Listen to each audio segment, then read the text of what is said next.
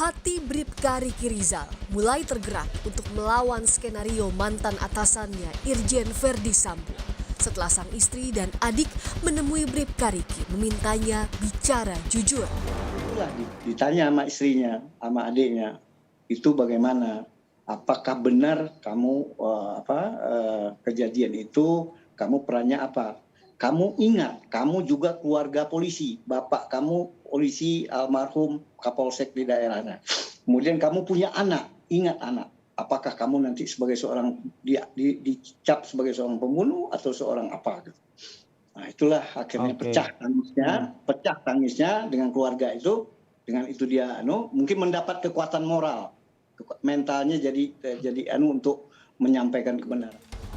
Mabes Polri menyatakan dalam rekonstruksi yang dilakukan 30 Agustus lalu di rumah pribadi Verdi Sambo, Bribka Riki Rizal ikut menyaksikan perencanaan pembunuhan Yosua dan mengantar tersangka lain ke rumah dinas tempat Yosua dibunuh. Sementara di rumah dinas Sambo, Riki juga ikut menyaksikan perencanaan pembunuhan Yosua, memanggil Yosua untuk dieksekusi di dalam rumah dan menyaksikan penembakan Yosua. Selama tak ada ancaman, Bribka Riki belum akan mengajukan diri sebagai penguak fakta atau justice collaborator ke LPSK. Yang tak kalah penting, Komnas HAM pun meminta penyidik Polri untuk mendalami dugaan penembak ketiga, termasuk istri Verdi Sambo, Putri Chandrawati. Dari otopsi maupun otopsi ulang maupun uji balistik bahwa jenis pelurunya bukan satu. Ya. Karena itu tidak mungkin dari senjata yang satu, tapi pasti dari lebih dari satu senjata. Lebih dari satu senjata, lebih dari dua senjata.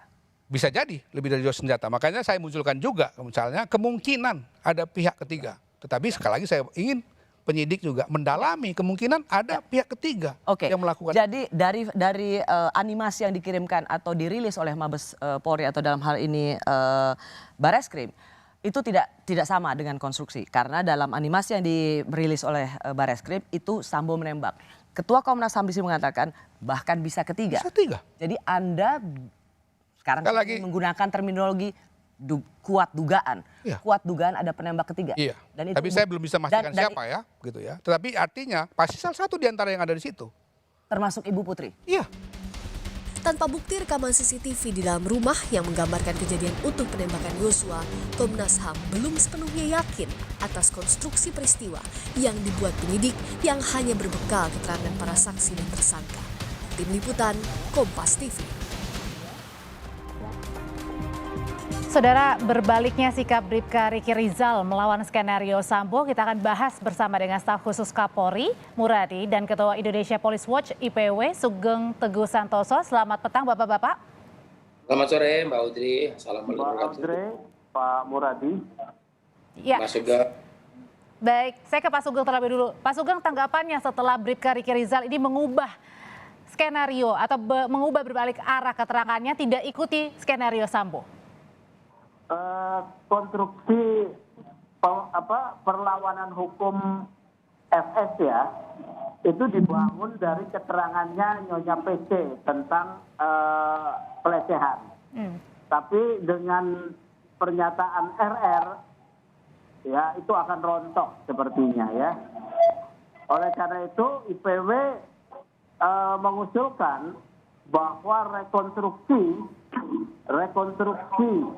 harus diulang untuk kejadian di Magelang, ya. Oke. Jadi itu tiga hal ya, konstruksi perlawanan hukum, kemudian dari Nyonya PC tentang pelecehan itu selain diragukan kelogisannya dan juga argumentasinya, kemudian ada pernyataan RR itu sudah rontok, ya. Oleh karena itu rekonstruksi Magelang harus diulang. Oke, tapi berarti artinya tidak terlambat ya Pak Sugeng ya dengan ubah keterangan dari Riki Rizal, apalagi ada tenggat waktu juga yang ingin diberikan berkasnya ke kejaksaan. P19 masih dikembalikan itu, belum dikembalikan oleh. Jadi belum terlambat ya Pak Sugeng? Belum terlambat ya, karena di dalam rekonstruksi yang dilakukan di Saguling untuk menerangkan peristiwa Magelang itu masih ada pelecehan, ya. Jadi di sini yang harus kemudian diulang ya. Saya menduga kuat ada satu hubungan khusus antara KM dengan Nyonya PC. Ya. Antara siapa Pak Sugeng? Antara KM dengan Nyonya PC. Apa ya. dugaannya Pak Sugeng ini? Kan sudah dilontarkan oleh kuasa hukum Baradae ya, yang mengutip sebelumnya pernyataan Baradae bahwa Baradae mencurigai ada hubungan antara Nyonya PC dengan KM ya. Nah, kemudian dilontarkan kembali walaupun itu sebagai sesuatu yang sensasional ya, hubungan antara PC dengan KM ya sebagai satu bentuk yang dilakukan oleh hukumnya itu sebagai perselingkuhan, tapi ini kan harus didalami ya. Oke, artinya masih pendalaman ya, berarti artinya Pak Sugeng sendiri ini belum, masih harus didalami ya? Iya, harus didalami dengan rekonstruksi. Oke. Karena tidak RR tidak pernah melihat adanya J pelecehan masuk ke ruangan ya. Kemudian J juga diminta masuk ke kamarnya Nyonya PC. Baik. Kalau J baru dia melecehkan Nyonya PC, apa mungkin Nyonya PC yang sedang marah itu memanggil J, kemudian terjadi dialog yang baik-baik saja, ya? Itu nggak logis. Gitu. Baik, kita sudah tangkap Pak Sugeng. Saya ke Pak Muradi dulu. Pak Muradi, jadi memungkinkan nggak adanya rekonstruksi ulang, termasuk nanti rekonstruksi di Magelang? Jadi yang pertama memang ini kan satu dinamika di internal ya. Memang tim sus kemudian Kapolri juga gak main-main. Kemarin misalnya sudah memecat dengan tidak hormat level Kombes dan seterusnya. Itu pun yang memang tidak terlibat langsung. Nah ini saya kira Baradae ini kan orang yang terlibat langsung di lapangan, ya, artinya ada di lapangan dari mulai Magelang maupun sampai Jakarta. Jadi kalau saya melihatnya pengaruh ini cukup luar biasa. Jadi jangankan yang terlibat langsung, yang nggak terlibat langsung pun dipecatkan begitu. Poin pertama itu. Jadi ada efek tim sus dan Kapolri. Yang kedua, ini saya soal keluarga ya. Memang ini juga kan Baradae kan punya keluarga polisi. Ini juga salah satu yang kemudian menjadi penting kenapa kemudian menjaga nama baik. Saya kira penegasan itu yang kemudian lebih kuat ketimbang rasa takut ancaman dari FS kan gitu. Itu poin-poin kedua. Nah yang ketiga saya kira juga apakah mungkin itu terjadi? Mungkin kalau ada desakan publik. Jadi saya kira kalaupun ternyata ditemukan rekonstruksinya tidak bisa menjawab atau memberikan situasi yang sesuai dengan berita acara kan seperti itu kira-kira, maka saya kira memungkinkan. Hanya memang ini juga menyangkut soal dua hal. Yang pertama berkaitan soal apakah ini akan masih ada berubah atau tidak, atau yang kedua adalah kemudian ini bisa diterima dan kemudian bisa diujikan ketika di pengadilan. Nah, saya kira dua yang memungkinkan seperti itu. Oke, kalau tadi ada dugaan justru misalnya dugaan untuk motif baru atau kemudian dugaan ada hubungan begitu ya antara tadi KM dan juga Ibu P. Ini apa yang dilihatnya, Pak Muradi? Ya kalau melihatnya kan ini kan situasi lain ya yang saya kira juga perlu didalami kalau memungkinkan itu karena kan kalau dalam bicara soal normatif ya ini kan pelaku utamanya sudah ditahan. Ada 5 orang ya gitu kan kira-kira. Kemudian ada mastermind juga sudah ditangkap. Kemudian ada 2 yang kemudian proses hukumnya juga ini nggak main-main, bisa kemudian hukuman mati. Kalau itu ada lagi saya kira yang paling penting adalah tidak mengubah proses dari penindakan hukum terkait dengan pelaku utama.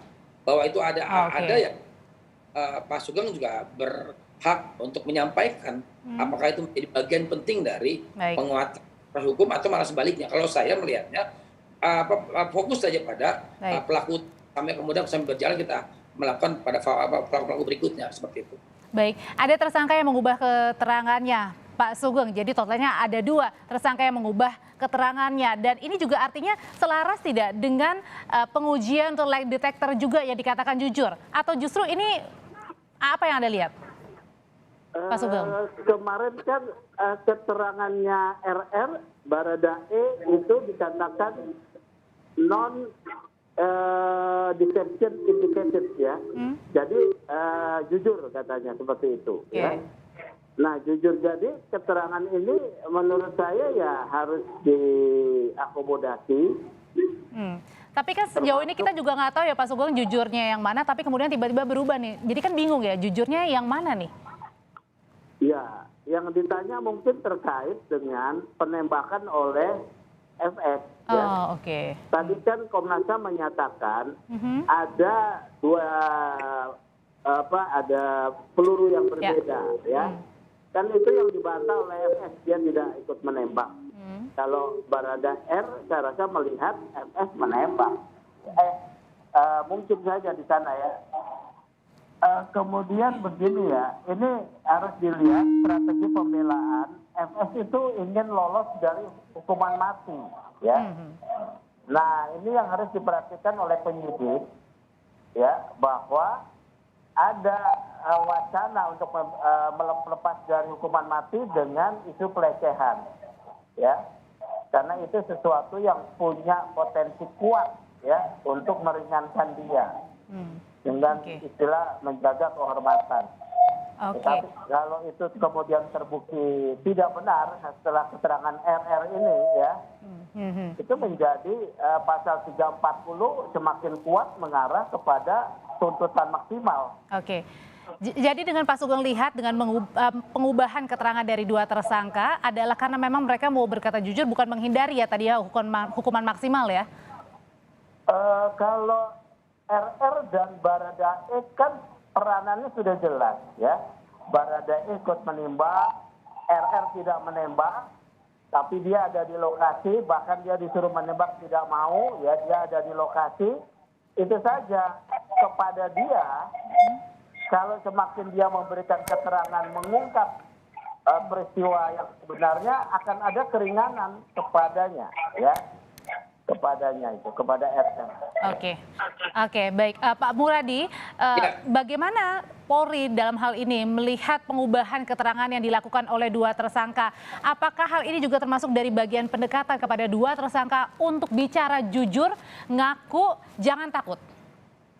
Ya, poin utama kan tadi di awal bahwa tim sus dan Kapolri kan melakukan pendekatan yang sifatnya personal ya.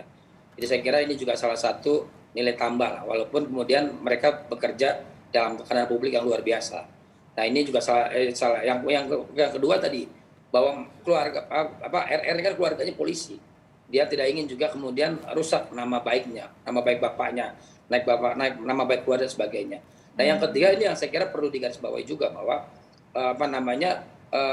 tim sus dan juga Kapolri tidak main-main, paling tidak pada level penersangkaan orang-orang yang kemudian levelnya jauh di atas RR atau di atas Brigadir E tadi.